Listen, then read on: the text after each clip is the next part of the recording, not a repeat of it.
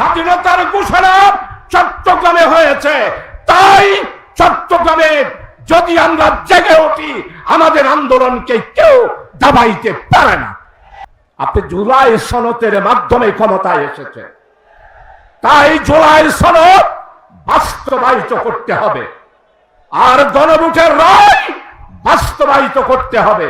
ক্ষমতায় গিয়েছেন আর ওসমান হাদির হত্যার বিচার করবেন না, তা হতে পারে না। ক্ষমতায় যাওয়ার জন্য জনগণের রায় মানবেন,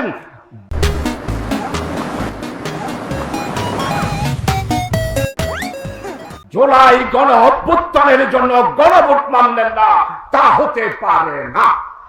ওনারা যদি আরো ফুসাল্লন ওবা চৌধুরী সাহেব কেন আসন, আমি ওনারা জবাব দিন না, আমি একবারও ভালো নাই। কেন ভালো নাই? 18 বছর আন্দোলন করলাম, ভারতের দলাল ফ্যাসিস্ট শেখ হাসিনার বিরুদ্ধে। জুলাই সনদ হলো যেই জুলাইয়ের চেতনার জন্য রক্ত দিয়েছে শহীদ ওসমান হাদি।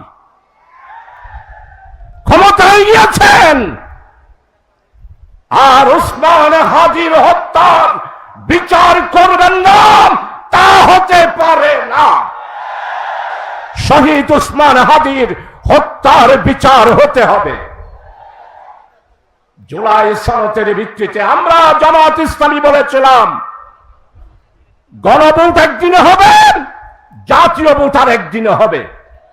আমাদের দাবি যৌক্তিক ছিল, কিন্তু আমরা দেশের স্বার্থে, জাতির স্বার্থে, নির্বাচনের স্বার্থে আমরা একই দিনে জাতীয় নির্বাচন আর গণভোট মেনে দিলাম। গণভোটে বাংলাদেশের 70% মানুষ জুলাই সনদের পক্ষে রায় দিয়েছে, আর ক্ষমতায় যাওয়ার জন্য আপনারা পেয়েছেন 49% বা 50%। ক্ষমতায় যাওয়ার জন্য জনগণের রায় মানবেন, জুলাই গণ অভ্যুত্থানের জন্য গণভোট মানবেন না, তা হতে পারে না। আমরা মেনে নেব না। জুলাই সনদ বাস্তবায়নের জন্য 33টা রাজনৈতিক দল যৌথভাবে সংসদের দক্ষিণ প্লাজায় দস্তখত দিয়েছে, আর এখন আমাদেরকে সংবিধান শিখায়। একটু চান্স দেন না পার্লামেন্টের সংবিধান কাকে বলে, আপনাকে বুঝাই দেব।